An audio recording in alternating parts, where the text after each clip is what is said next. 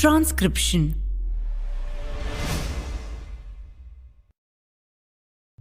Introduction. Transcription is the process by which the information in a strand of DNA is copied into a new molecule of RNA. Transcription is carried out by an enzyme called RNA polymerase and several accessory proteins called transcription factors. There are 3 RNA polymerases. RNA polymerase 1 synthesizes ribosomal RNA. RNA polymerase 2 transcribes messenger RNA, long non-coding RNA, microRNA, and small nuclear RNA. RNA polymerase 3 is responsible for the synthesis of transfer RNA and 5S ribosomal RNA. Transcription unit. The stretch of DNA transcribed into an RNA molecule is called a transcription unit. The transcription unit consists of different regions that control and perform the process of transcription.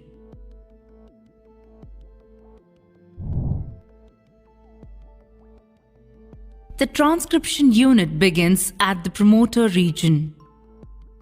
The promoter contains specific sequences that are recognized by proteins called transcription factors.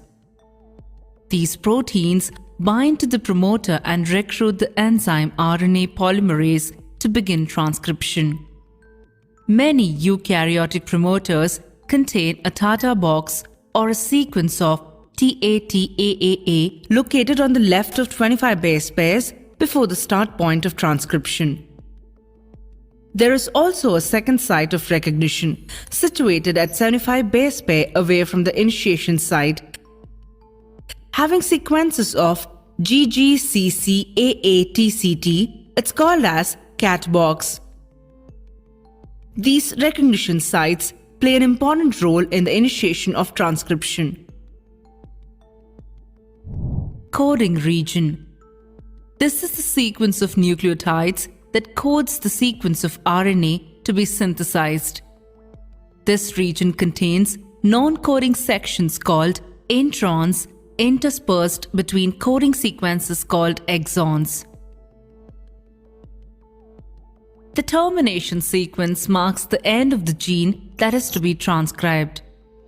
Genetic information is stored in both strands of the DNA. The strand that is used as a template for RNA polymerase is called the template strand. The other strand is called the coding strand. Since the sequence of nucleotides on this strand correspond to the sequence of the RNA synthesized, transcription proceeds in the 5' to 3' direction. The template strand is read in the 3' to 5' direction, and the mRNA is synthesized in the 5' to 3' direction. Any sequences that lie towards the 5' end are referred to as upstream, while the region towards the 3' end is called downstream. Transcription proceeds in 3 stages: initiation, elongation, and termination. Initiation. Initiation begins when enzymes called transcription factors bind to the promoter region.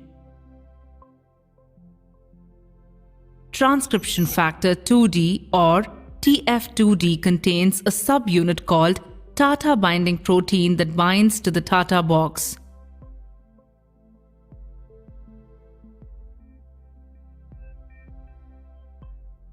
This allows TF2A and TF2B to bind and stabilize the TF2D DNA complex. RNA polymerase 2 comes in and binds to this complex.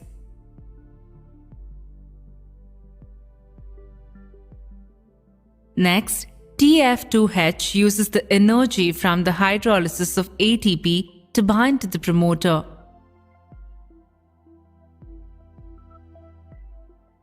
separating the 2 strands of the DNA. This process is known as promoter melting.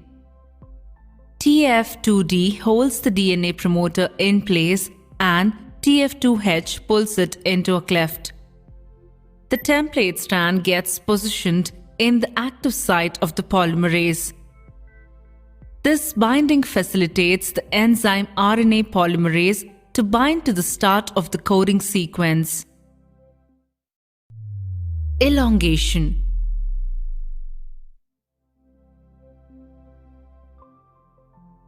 RNA polymerase II acts as its own helicase.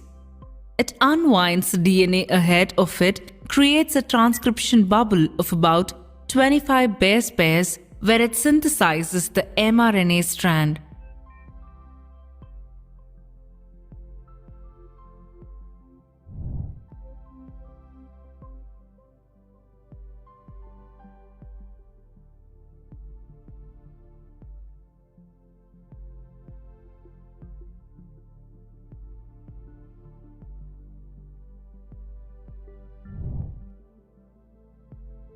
When the RNA strand grows to about 10 nucleotides in length, the RNA polymerase breaks its interactions with the proteins at the promoter regions and moves along the DNA by itself, essentially escaping the promoter region.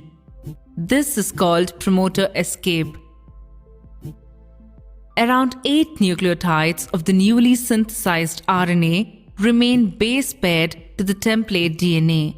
The rest of the RNA molecules fall off the template, allowing the DNA behind it to rewind. Termination.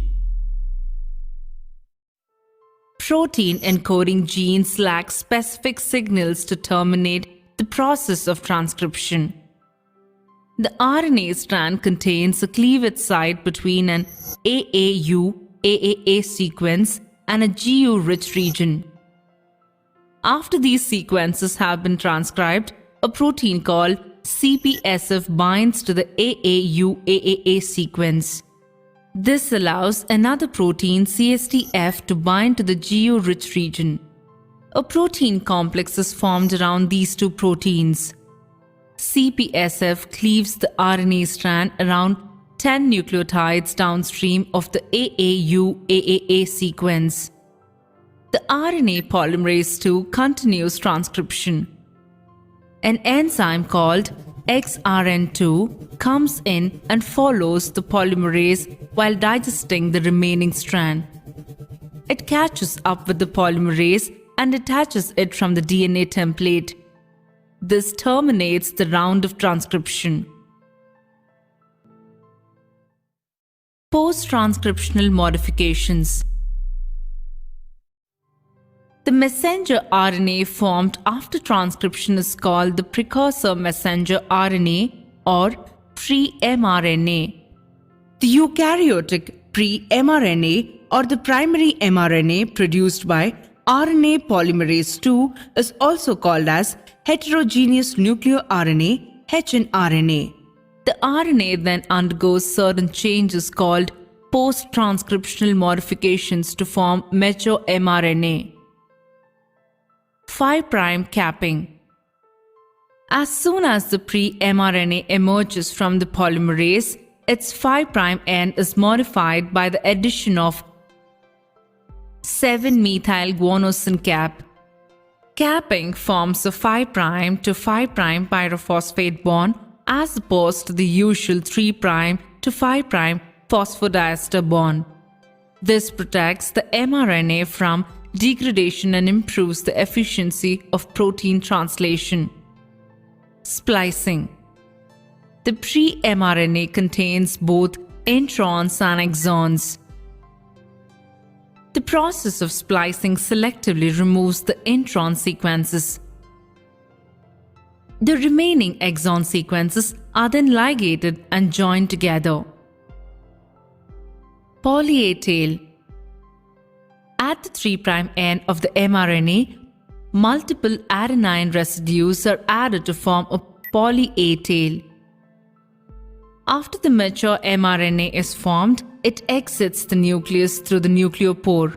It travels to the cytoplasm where translation occurs.